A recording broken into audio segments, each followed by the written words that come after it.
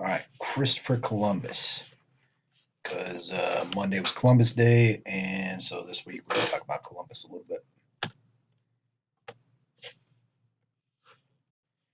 So, who was this guy? It's Christopher Columbus right here. That portrait is based off of descriptions. There aren't any real portraits from his time. He was born in Genoa, Italy.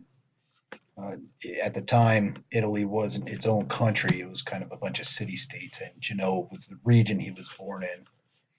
He worked on a merchant ship, multiple merchant ships actually. He went to sea when he was a teenager, and at some point in his life, he got attacked by pirates. This was off the coast of Portugal, and when that happened, he was shipwrecked. The ship that he was on, the merchant ship that he was on, was sunk, and he ended up floating on a piece of wood on a little raft he made out of the wreckage all the way to Portugal. And once he was there, he got into university and studied math and science and astronomy and navigation.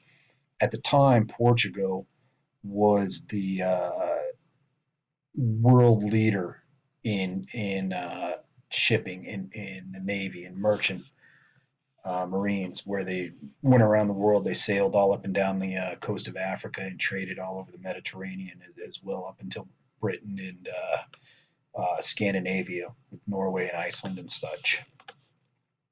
A little bit about some of the maps he had at the time. This is a Martellus map.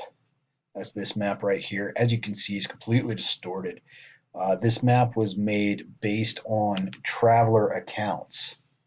Now, for those of you that took world history, you might remember Marco Polo, who traveled overland from Europe, across Middle East, North Africa, all the way into China, and detailed the trip that took.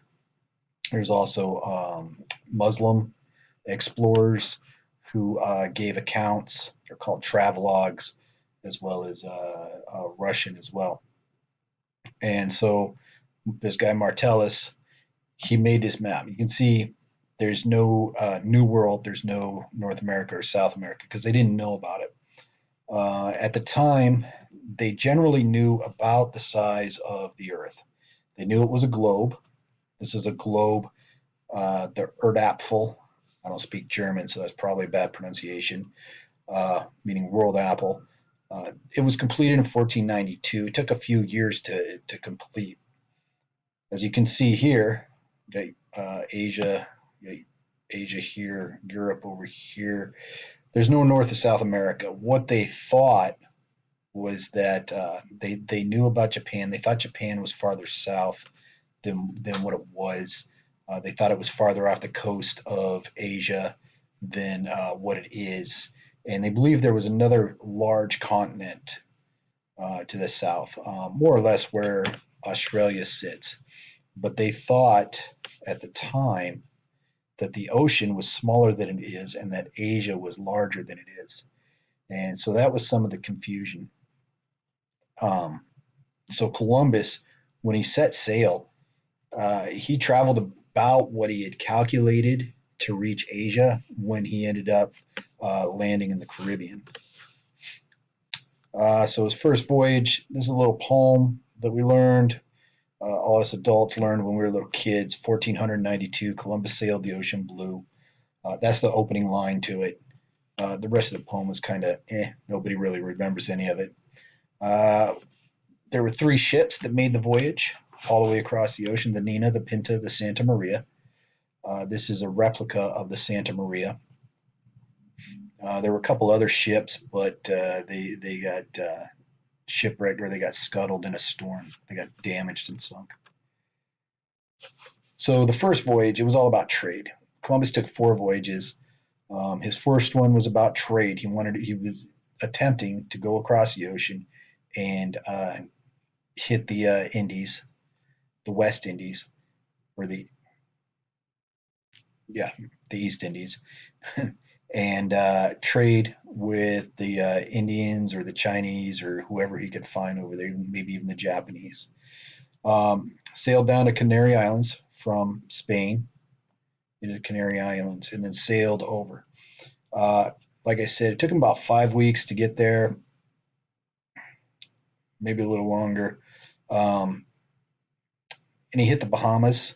It was about the time that he had calculated that he would reach the Indian Ocean and the eastern islands in the Indian Ocean. But he ended up hitting the Bahamas, and then bounced around there for a few months and landed in Hispaniola, which he called Espanola because it reminded him of an island that he knew of that was owned by Spain. So he called it Espanola, and it got Latinized into Hispaniola later on. Spent a few months there and then sailed back in January of 1493. All the while, he was trading with the natives there. He found the natives, the Taino in Hispaniola, in this area in here, the Greater Antilles. For those that took the geography class, he found them willing to trade and good people. So his second voyage, that was about colonization. His second voyage occurred in 1493. And he came down a little bit south, a little bit further south. And he was also there to search for China. So he was there to set up a trading post, search for China, try to figure out where that was, because he still believed that he had hit the Indian Ocean and the eastern islands in the Indian Ocean. And he was going to search. Also convert the natives, um, because they didn't really have a religion that was recognizable to the Europeans. So he was going to convert them. Along with that, he took about 1,000 settlers, which is pretty big. He had 17 ships to do this with. And turns out the big one was the domestic animals. And we'll talk a little bit about that in a different lesson.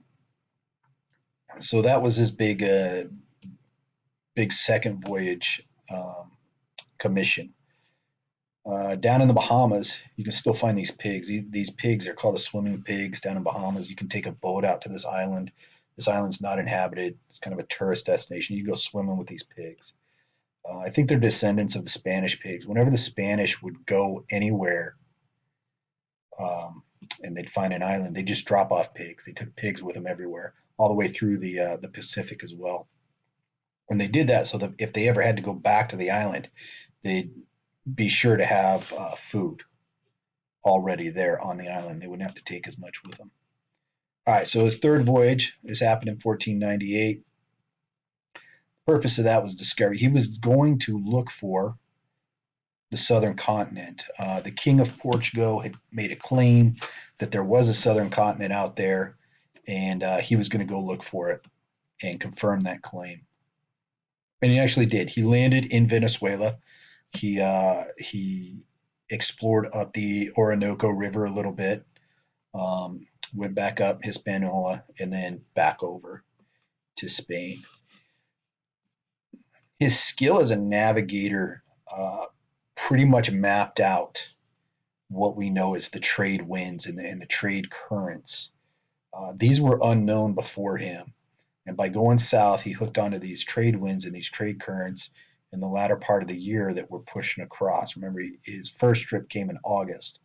If you remember when hurricane season is, goes July to November. And that pushes the storms off of the west coast of Africa across the Atlantic. And then by swinging up north, he catches, and later in the season, back in January, he catches these winds going back. He was able to map all that. So his skill as a navigator were pretty impressive. And then on his fourth voyage, this was exploration. He was looking for a sea route through the Isthmus of Panama, through Central America over into China. So he came down here, hit Hispaniola, and then continued straight west. When he got down here, he bounced around looking, got into Panama, and talking with the natives there, the natives said, yeah, there's another ocean. If you just go west a couple of days walk. He was tired of bouncing around over there, so he just took their word for it. And it was enough to convince him that there was a passage through there. Of course, there wasn't. This is all volcanic island, and it separates the two oceans. Sailed up during this time. He his ships got what's called shipworm, and it's worms that will eat through the wooden hulls of those old ships, and it was enough that they were sinking. So he took his ships and just ran them aground. He beached them, just drove them straight into the beach in Jamaica. Ended up getting stuck there for a year before he could get rescued. And then once he was rescued, he went back to Spain, and that was it. That was the end of his explorations. Um, so this is about 10 years worth of explorations, um, and he ended up retiring. Ended up dying in between here. His third voyage ended with him going back to Spain in chains over the brutal treatment of the Spanish colonists at the time. So he got sent to jail. He was eventually let go after about 3 or 4 months, I believe, and his full titles were restored. Although he was never going to be governor of New Spain, of the Spanish Empire in the New World. And like I said, that's real quick explanations. If you have any comments or questions, go ahead and ask away.